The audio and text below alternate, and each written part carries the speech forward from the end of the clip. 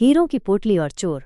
एक समय की बात है, एक आदमी ट्रेन से कहीं जा रहा था। उसके पास कीमती हीरों की एक पोटली थी। उसे 2 दिन और 2 रातें ट्रेन में गुजारनी थी, क्योंकि उसकी यात्रा उतनी लंबी थी। सफर के पहले ही दिन एक चोर की नज़र उस आदमी की हीरों की पोटली पर पड़ी। चोर ने दिमाग लगाया और एक बड़ा सा बैग लेकर उस आदमी के पास जाकर बैठ गया और उससे मीठी मीठी बातें करने लगा। चोर ने सोचा कि रात में जब सब सो जाएंगे तो वो चुपके से उठकर हीरों को चुरा लेगा। यह सोचकर चोर बड़ा ही खुश होने लगा। जब शाम हुई, लगभग 7 या 8 बजे, चोर सो गया, क्योंकि उसे रात में जागना था और हीरे चुराने थे। जब उस आदमी के सोने का समय आया तो उसने चुपके से अपनी हीरों की पोटली अपने बैग से निकालकर उस चोर के बैग में डाल दी। और उस आदमी के पास कौन सोया हुआ था? वह चोर ही सोया हुआ था। ये सब करने के बाद वो आदमी आराम से सो गया। रात के 2-3 बजे चोर उठा और देखा कि सब लोग सो रहे हैं। फिर उसने उस आदमी के बैग को अपनी तरफ खींचा और उसे पूरी तरह से जांचा, लेकिन उसे कुछ नहीं मिला।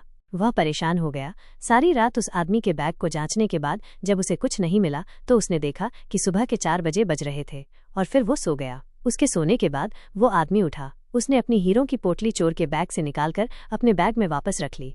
जब सुबह हुए और चोर सोकर उठा तो उसने देखा कि हीरों की पोटली तो उस आदमी के पास ही है। उसे लगा कि उसने रात में कुछ गड़बड़ की है। शायद उसने उस आदमी के बैग को ठीक से नहीं जांचा। उसने फिर से योजना बनाई कि इस रात बैग को अच्छी तरह से जांचना होगा। चोर फिर से शाम होते ही 7 बजे जल्दी सो गया और उस आदमी ने फिर से अपनी हीरों की पोटली को अपने बैग से निकालकर चोर के बैग में डाल दी। चोर रात में फिर से उठा, उस आदमी के बैग को खींचा, फिर से ढूंढने लगा, लेकिन हीरे नहीं मिले। वो परेशान होकर फिर से सो गया।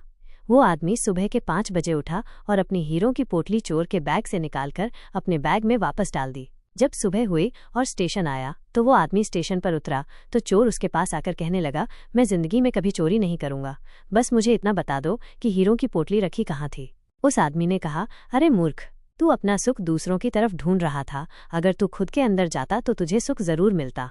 अगर तू अपने गिरेबान में झांकता तो तुझे पता चलता कि तू चोर नहीं, मालिक था। वो हीरों की पोटली तेरे ही पास थी। दोस्तों, इस कहानी से हमें बहुत बड़ी सीख मिलती है।